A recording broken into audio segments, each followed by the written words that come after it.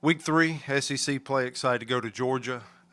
That's where I entered the SEC back in the day, and I think about Madeline, strike 3. Our daughter is a sophomore here at Auburn, and she was born at Athens Regional Medical Center. So it'll be good, always good to go back and see some friends that we had made there and kept some relationships. George does an amazing job of giving me a synopsis here on our upcoming opponent, and look forward to seeing Foley Field, the renovations that they've done there. Looks like they've done a lot, just like we've done here at Plainsman Park. And just looking at these numbers here, just out of sight. They have not, I guess at the end of the day, instead of going through 6 or 7 bullet points, they've met no adversity basically this year. Big offense, big emotions, and we'll have our hands cut out, have our work cut out for us to go and try to create any adversity for them because they haven't met it yet. Butch, what's the plan pitching wise? We've tried to throw as many strikes as we possibly can.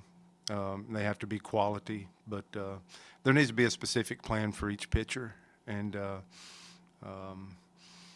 I think most home runs are thrown. These guys have hit twice as many as we have, and we've hit a bunch. Like Ike referenced, I still think our offense is coming, and it is exciting to know. But, we'll have some more strategic pitch plans. We had a big South Alabama and an off day yesterday, and now we're looking at about, less than 48 hours, but to get ready for a plan for Georgia. And, of course, some of the people on our staff have been working for a few days. But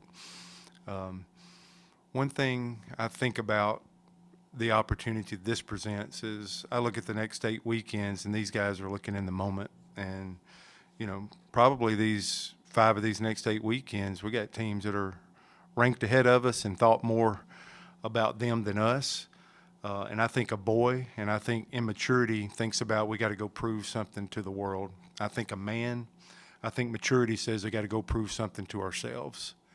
One of my talks about how good Georgia is, and they absolutely are, is Ike being able to stand in the box for an entire weekend and prove to himself. John Armstrong getting an opportunity to pitch and make pitches. This is an opportunity for our team to prove something to ourselves for 3 days and then reset. We don't have to look at a whole season. We just look at this series. And I don't want them to lose the identity that we've built for months trying to come up. We got to come up with some exotic plan against a team. I want to see our guys in identity, and I want them to walk out at the end of this series and prove something to themselves. They don't have. I think immaturity tries to prove something to the world. I think maturity is them trying to prove something to themselves as a ball club. I think we have a close club. I think we've worked really hard. We've only played 2 SEC weekends, but our team went 0-6 against those 2 teams last year. So a better start, and this is the only thing that we have going right now. So it really doesn't matter what anybody outside thinks. I think this is a weekend of like that home plate there at Athens. Who can win that plate?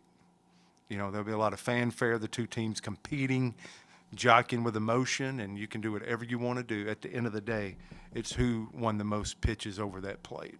Our offense, can we absolutely take advantage of them having more walks than anybody in the SEC, pulling things out that should be an advantage for us, and trying to work with that to create offense to keep pace. We must do damage offensively. I don't think we can go in there and score 2 runs a game and have success in Athens this weekend. Our pitchers can't go and try to be somebody that they're not, but they really need to be good at what they're good at. Their identity needs to show up, and we need to dominate the routine play, something we didn't do Tuesday. That's what we can control, and we focus on that home plate for an entire weekend and try to win as many pitches as possible there. That's a process. It doesn't guarantee a result. But I would think whichever team does the best job at the end of the day, if you can cut through everything, who does the best job of winning pitches over home plate for 3 games is probably going to be the victor in this series. How important has that been for this team so far that they focused on the next pitch, the next at bat, and how they've kept that short-term goal. And I think this probably helped them a lot, especially in some of these games down the stretch. It's been unique. We haven't had a lot of blowouts. Whether we're up and somebody comes back or whether we're down, we're never out of it. Some of those things have been really positive. I thought the first 2 games at Kentucky were amazing for building a baseball team of hanging in there. So we haven't had that. Everything has been close and tight and meaningful and big moments in most every game that we've played this year. We haven't had where we just have bullied people and there's a lot of free innings there, basically mentally. So does that test us more, or does that mean we're not going to be able to keep up? I don't know. But we've played a ton of close ball games that I think have prepared us well, and I'm hoping we can lean on that this weekend. Butch, how important has it been for your bullpen, for guys like Parker Carlson, John Armstrong, Carson Myers to start, stepping up and showing, what they can do? Dyke's point about us still working to be the best offense we can be. The pitching staff, I think I've referenced about every week with you guys, we're still trying to find those pieces, and we're walking toward, the middle of the season as far as games go. But I think that's still true. What is rounding out from a positive standpoint is I think we're believing in more and more pieces. The 2 outings, the 2 appearances by Carlson last week were huge.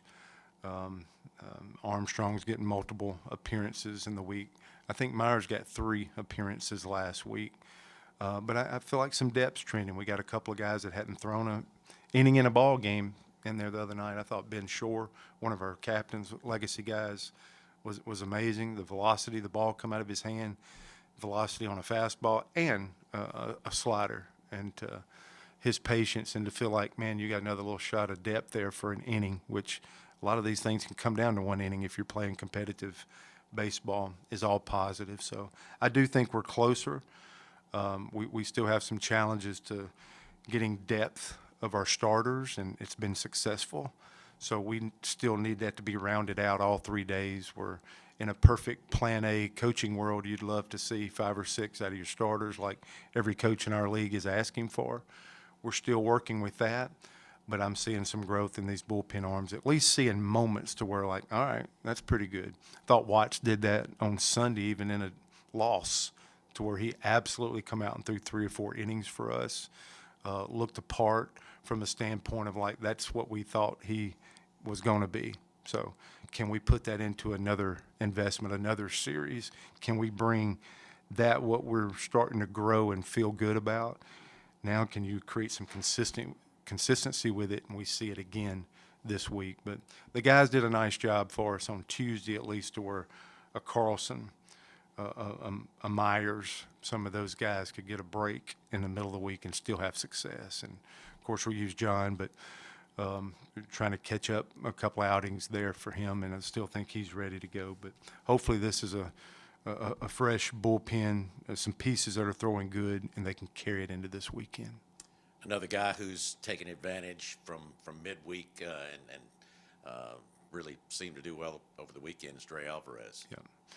Specifically, I wasn't looking too long term there. We made a move because we thought we were seeing the 2 teams that ran the most, that tried to create the most offense with some things, in Vanderbilt and Kentucky, and we thought his quick to the plate, great feet to pick, and his stuff was a good matchup. So they worked good for 2 weeks. I know he was the SEC Player of the Week last week. Helped us to find a win on Saturday, so we went 2 for 2 there. He absolutely, now that was a job done. I still think he has a guy where the ball's coming out of his hand is about as good as anybody that we have. And so hopefully that staying in that role, we're kind of convicted of seeing him do that in the series to come, even if the running's not as prevalent as it was with these last 2 teams. But Georgia's stolen some bases. They run, and they like to run early in counts as opposed to waiting for the 2 runners, the count runners when off speed's more likely. They're pretty aggressive from that standpoint. So from our pitching staff, one of our messages in the plan of coming up with a plan is to be proactive and pick early, like they're type 1 runners, and 0-0 count, 1-0, 0-1s a lot of times with frequency, that when they run, they want to go early. so we have to be prepared for that. But Andre is not just a guy that's quick to the plate and can hold runners. He's also a guy that can pitch well. So we're going to keep him in that role for another week.